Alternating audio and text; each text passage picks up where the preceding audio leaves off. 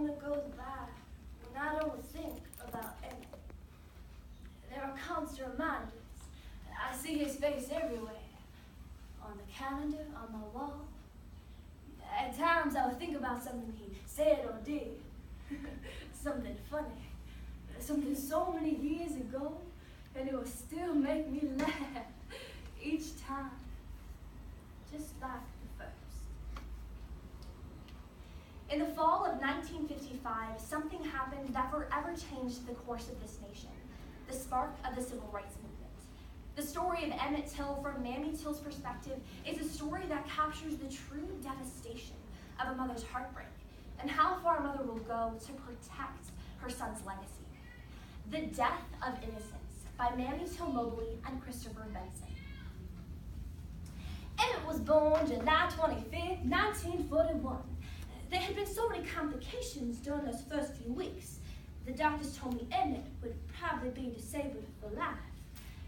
A month after his birth, we finally settled in a home together. He was the most precious thing I ever had in my life. Better than all the little dolls my mother had given me with their painted on hair. I had now for myself a living doll. My little beau with his sandy hair and twinkling brown eyes. Emmett truly was a miracle baby. Emmett was always so confident in his ability to talk his way through things that you forgot he even had a problem talking. Maybe he could improve his speech by practicing, by memorizing and reciting. That would be my solution. So Stoa and sit again. Mama, you're gonna have to let me come up and breathe sometimes. If you find yourself stuck on a word, taking a breath, whistle, and then go ahead and speak.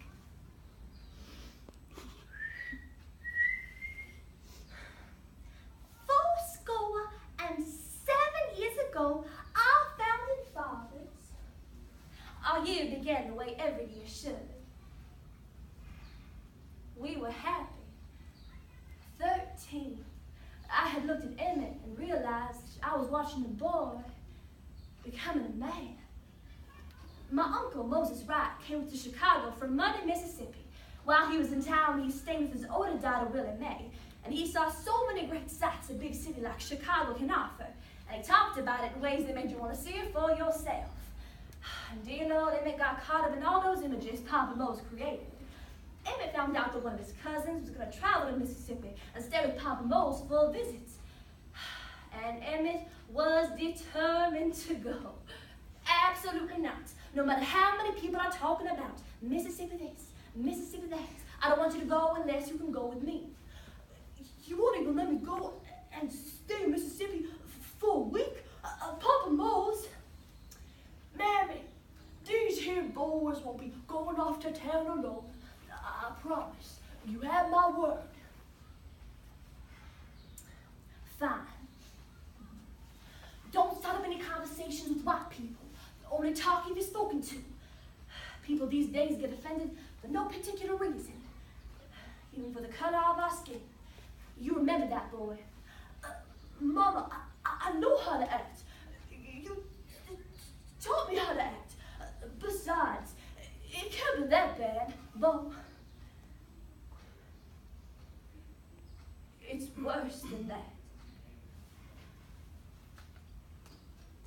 On board. Bo, you didn't kiss me goodbye. How do I know I'll ever see you again?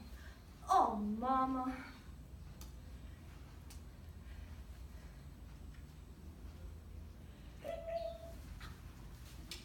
Hello? Oh, Mammy, so good to hear from you. Emmett always having the time of his life. He is such a good boy, a fine boy. He has done so many chores for me, and he is such a blessing to me. Of course. Bye now. Hey, on me. The kids and I are heading uptown to buy a few treats at Brian's grocery and meat market. We'll be back before supper. All right. You be careful now. 2 cents. Is that it? More,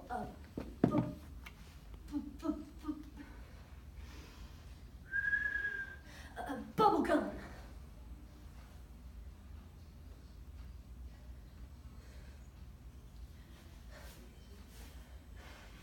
Roy, you won't believe what this little Negro boy just did to me.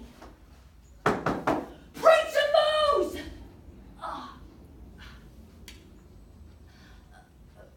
Roy, Brian, Miss Caroline,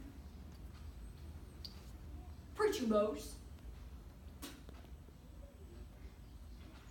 Where is, Emmett? I don't understand. What do you want with Emmett? Is this him? Yeah, that's the one.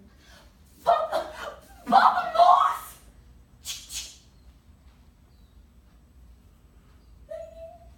Hello?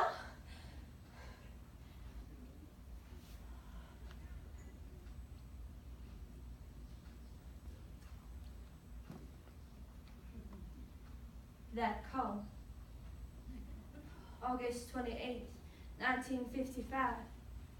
I can never forget that call. Emmett's dead.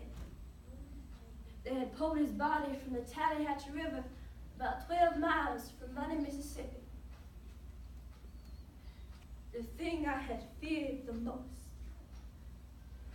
the thing that had made me take so long to even think about letting him go, the most horrible thing, was a reality. It said Emmett had whistled at a white woman. And I had so many questions.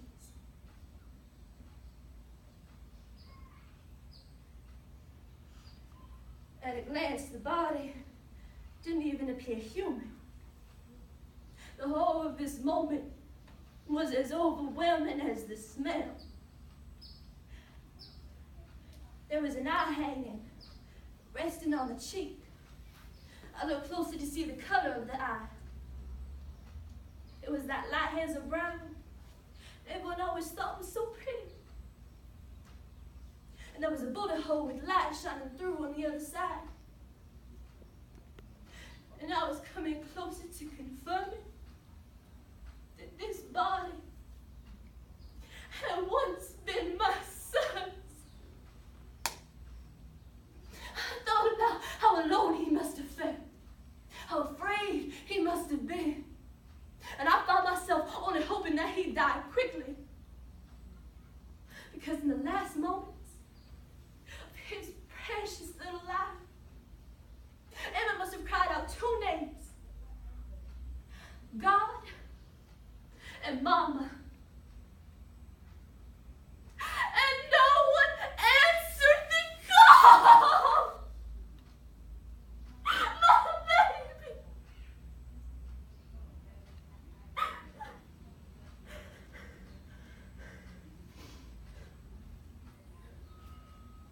Mr. Rayner, I want an open casket funeral. Are you sure? Maybe I can retouch it, baby. Make it more presentable? No.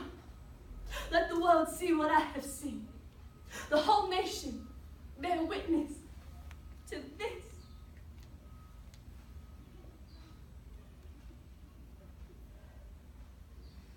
About 5,000 people viewed Emmett's body that night.